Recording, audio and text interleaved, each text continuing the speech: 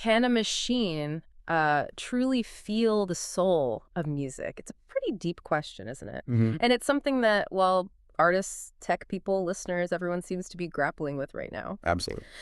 So today we're doing a deep dive into this really fascinating and honestly rapidly evolving world where artificial intelligence meets music. That was so fast. It really is. And AI, it's not just for the big tech giants anymore. It's actually fundamentally changing how music gets made, how it's shared, even how we experience it. Right. So our goal with this deep dive, our mission, if you like, is to really unpack these big transformations, but also the serious challenges that AI is throwing up for the music world. We're drawing insights from our source, AI and music. A symphony of transformation and challenge. A very apt title. Indeed. And this deep dive is, for you listening, maybe you're just curious. Maybe you're an artist yourself, or maybe you're just wondering, what's next for the music you love. And what's fascinating here, I think, is just how deeply integrated AI already is in our, daily listening. Things we don't even think about. Totally. And yet, these really fundamental questions about artistry versus automation, they're being fiercely debated. Yeah. So we'll explore all of it, everything from those personalized playlists you probably use every day. Guilty. To how AI is changing song creation, live shows, even, how music gets marketed. But crucially, we also need to confront the complex issues that come with all this integration. Okay, let's unpack that integration then. Let's start with something most of us probably do experience daily. Personalized music. Right, the recommendations. Exactly. Our source points out how AI analyzes our listening habits. Yeah. Mood, tempo, specific vibes, genres, all that stuff. To basically tailor the content just for us. But this personalization, it's not just convenient, is it? It could actively shape our musical taste, maybe even create these echo chambers. Yeah, the filter bubble effect. Yeah, right. Where finding, new genres by chance or stumbling upon struggling artists, that gets harder. That's a really crucial point. And it's often more than just simple tagging, this personalization. It's usually driven by pretty sophisticated machine learning algorithms. Oh, okay. They detect these subtle patterns in how you listen, going way beyond just basic genre preferences. They're analyzing mood, sonic textures. Wow. It's about trying to anticipate what you might want to hear next. Sometimes, maybe even before you know it yourself. That's slightly creepy, but also impressive. And it's not just about what we listen to, right? AI is becoming this indispensable assistant for the music creators too. Oh, definitely. Traditional way of making a song used to be this massive undertaking, needed lots of people, lots of money. Studio time engineers. Exactly. That's apparently becoming way more affordable and accessible now, especially for independent artists. Precisely. AI tools are now helping artists at, almost every single stage of making a song. Take lyric writing, for instance.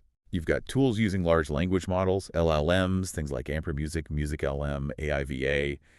They can suggest words that rhyme or flow well or match a certain emotional tone. Based on patterns. Yeah, they're trained on just vast amounts of existing lyrics. And then once you have lyrics, AI can help generate beat patterns, unique sounds. That is a huge shift in the creative process. So is AI just suggesting words and rhythms, or is it actually composing music, like in the traditional sense? Is it just really clever pattern spotting, or where's that line? That line is getting blurrier, honestly. It's increasingly moving towards actual composition. During recording, you have AI composition platforms, Jukebox, SoundDraw are examples. They can help generate full instrumental parts or melodies. Right. And then after the vocals are down, that's where AI really shines for many. It can enhance voice clarity, get rid of background noise, isolate the vocal track. Noise cancellation, pitch correction. Exactly. Pitch correction, precisely adjusting notes that are slightly off-key. And then for that final polish, mastering. There are platforms like Landar, Isotope Neutron 4. They offer online mastering. High-quality results, super affordable. Wow. It really simplifies the whole production chain, It democratizes access to these high-end production tools that used to be out of reach for many. Okay, that's production. What about live performances? That seems like one of the most exciting, maybe unpredictable areas where AI is starting to play a role. It really is. It's potentially transformative, both for the performance itself and how the audience interacts. How so? Well, AI can create dynamic visuals, lighting effects that sync up perfectly with the music in real time. That can really enhance the whole atmosphere. Okay, I can see that. Some AI tools can even adjust sound levels automatically, generate harmonies on the fly, or manipulate audio effects instantly. So the artist doesn't have to manually trigger everything. Exactly. It allows artists to focus more on the performance, on connecting with the audience, without getting quite so bogged down in the technical side of things. It's fascinating how AI can sort of handle the technical load, but does bringing more AI into a live show risk diluting that, that raw human connection artists try to build, that feeling of spontaneity? That's definitely a valid concern and something artists think about. But often, the goal is enhancement, not replacement. Think Yeah. about it this way. AI systems could gather audience feedback, maybe from social media comments during the show, or sensors even, Whoa, okay. and provide insights back to the artist, like, this section is really landing well, or maybe interact more with this side of the crowd. Real-time feedback. Yeah. Or for the musicians themselves, AI could suggest improvisational ideas based on what's happening musically, or help with live sound mixing, making tiny adjustments based on how the audience is reacting, or just the flow of the set. It's pushing creativity, really, especially for independent artists. It gives them access to assistance, like complex visual setups or real-time audio processing that they just couldn't afford otherwise. Hmm. Instead of hiring huge crews, orchestras, composers, sound engineers, Right, it levels the playing field a bit. in some ways, yeah. So we've got creation, production, live shows. What does this all mean for how music actually gets to us, the listeners? Because AI is also apparently really reshaping music marketing. Oh, massively. What really stands out here is how AI uses advanced predictive analytics. It's trying to forecast which songs might be hits. Predicting hits, seriously. Well, trying to. Mm-hmm. And enhancing audience engagement. It's the engine behind those personalized playlists we mentioned on Spotify and elsewhere. And it powers super targeted advertising based on listener behavior. AI can even suggest similar artists to fans, spot emerging genres or trends bubbling up. So it's like market research on steroids. Kind of, yeah. Yeah. And it can help artists fine-tune their release schedules for maximum impact. Okay, so AI is giving artists this incredible market intelligence, but does that also create a risk? Like making music more homogenous if everyone's just chasing the same data-driven trends the AI identifies? That is the critical question, I think, for the industry to really wrestle with. Yeah. It highlights that core tension we keep coming back to. Yeah. These AI tools offer amazing possibilities, truly incredible stuff. Yeah. But they also raise that really profound question. Could machines eventually overshadow the unique artistry, the emotional depth that humans bring to music? And that question, that human artistry versus automation, that brings us smack into the serious ethical problems and dilemmas this tech is creating. Mhm. And one of the most, frankly, alarming things mentioned in our source is the rise of deepfake vocals. Yes, this is a critical issue right now. We're seeing it pop up on social media, artists' voices being manipulated using AI deepfake technology. But they're made to say things they never actually said. Exactly. Or sing things they never sang.